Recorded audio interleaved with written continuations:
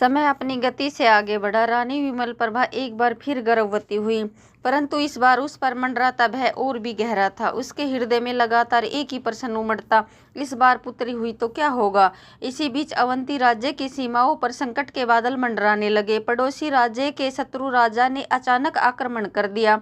सेना युद्ध भूमि में तैनात होने लगी, ढोल नगाड़े बजने लगे और सम्राट बलभद्रसेन ने स्वयं युद्ध का नेतृत्व करने का निर्णय लिया।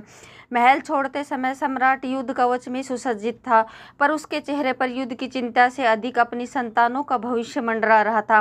वह अंतिम बार रानी के कक्ष में पहुंचा और उसी कठोर स्वर में बोला, सुन लो रानी, यदि इस बार कन्या जन्मी तो उसके प्राण मत बचाना।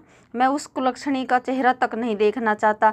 सैनिकों से कह देना उसे जन्म लेते ही समाप्त कर दिया जाए। इतना कहकर सम्राट युद्ध के लिए चले गए। कुछ ही सप्ताह बाद महल के अंदर एक नन्ही किलकारी गूंजी। रानी ने एक सुंदर और कोमल कन्या को जन्म दिया। जिस भय ने रानी विमल प्रभा को महीनों से घेरा हुआ था वही हुआ। अब क्या करूं? उसके भीतर से एक ममतामयी पुकार उठी।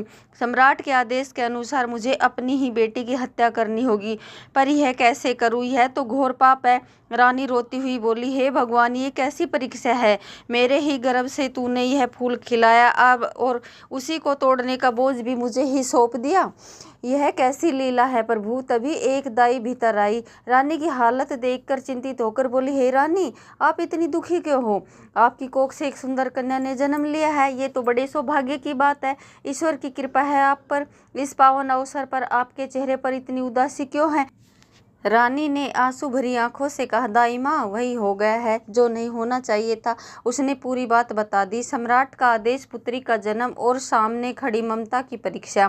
फिर रानी बोली, हमारे पति ने कहा है कि अगर कन्या हुई तो उसे मार डालो। अब तुम ही बताओ दाई माँ, क्या मैं अपनी ही बेटी की हत्या करूं?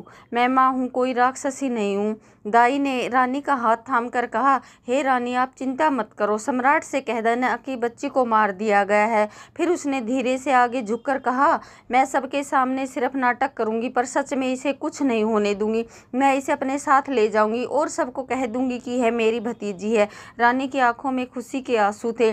दाई माँ ने कहा, आप निश्चिंत रहिए रानी साहिबा, मैं इसे अपनी बेटी की तरह पालूंगी। जब तक मैं जिंदा हूँ इसे कोई तकलीफ नहीं होने दूंगी।